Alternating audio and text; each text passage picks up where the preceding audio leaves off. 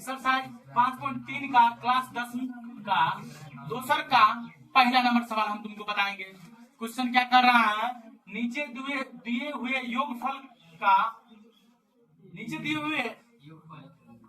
योगफल को ज्ञात कीजिए। किस चीज को ज्ञात करना है, योगफल को ज्ञात करना है। तो सबसे पहले पहला नंबर क्वेश्चन को हम लिख लेते हैं।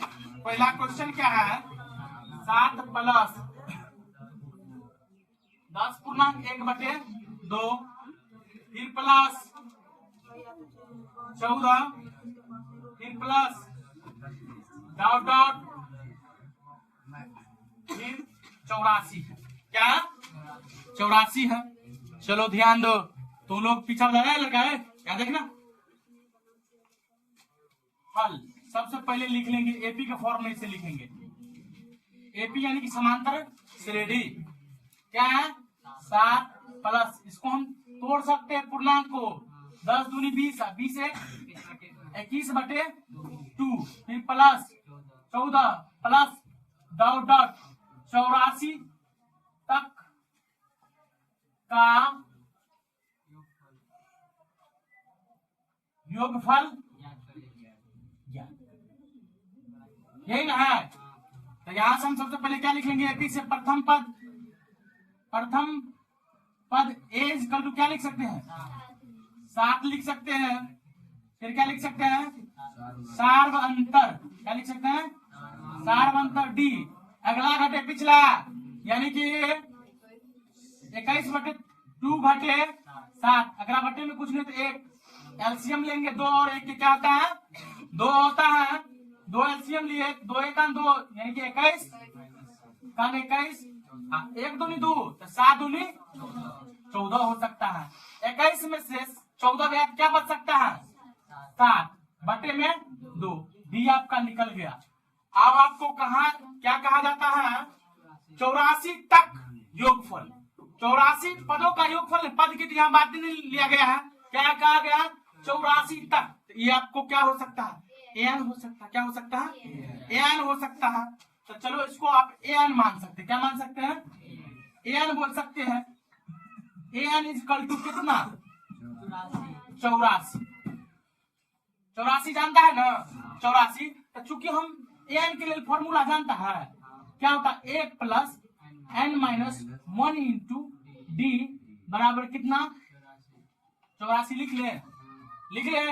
चलो ए का वैल्यू बैठा लो, ए का वैल्यू कितना होता है 7 होता है, प्लस n के वैल्यू आपको नहीं मालूम है, डी का वैल्यू मालूम है 7/2 बराबर 84। इसको आप क्या लिख सकते हैं 7 प्लस 7/2 को हम n से गुना करेंगे, क्या होगा 7/2n प्लस माइनस 7/2 बराबर 84। कोई दिक्कत है नहीं दिक्कत है। जाति वाला को एक साथ ले चलो, यहाँ हम क्या लिख सकते हैं 7/2n बराबर 84, फिर प्लस में 7 उधर गया तो माइनस में था उधर गया तो प्लस में। कोई दिक्कत है, कौन हंसता है। चलो ध्यान दो, 7/2 n बराबर 84 में से 7 को घटा लेंगे क्या होगा 77 प्लस 7/2। अगला बट्टे में कुछ नहीं था 1 ले सकते हैं, 7/2 n बराबर लघुत्तम 2, 1 दूनी 2, 77 दूना कितना होता है 154 होता है। कितना होता है 154 प्लस 2 1 2 तो क्या लिख सकते हैं 7 लिख सकते हैं ना 7। अब इन दोनों को जोड़ेंगे भाई साहब, तो पहले 7/2 n बराबर इन दोनों को जोड़ेंगे कितना होगा 161/2। क्रॉस मल्टीप्लीकेशन कर सकते हैं, कोना कोनी गुना, तो क्या हो सकता है 7 दूनी 14n, इसको क्या लिख सकते हैं 161/2 लिख सकते हैं। क्या लिख सकते हैं 161 2 6 दूनी 12 हासिल 1 2 1 3 322 लिख सकते हैं। इसीलिए n बराबर क्या लिख सकते बुआ 322/14। दिक्कत है काटेंगे तो कितना होगा 7, काटेंगे तो 161 होगा ना।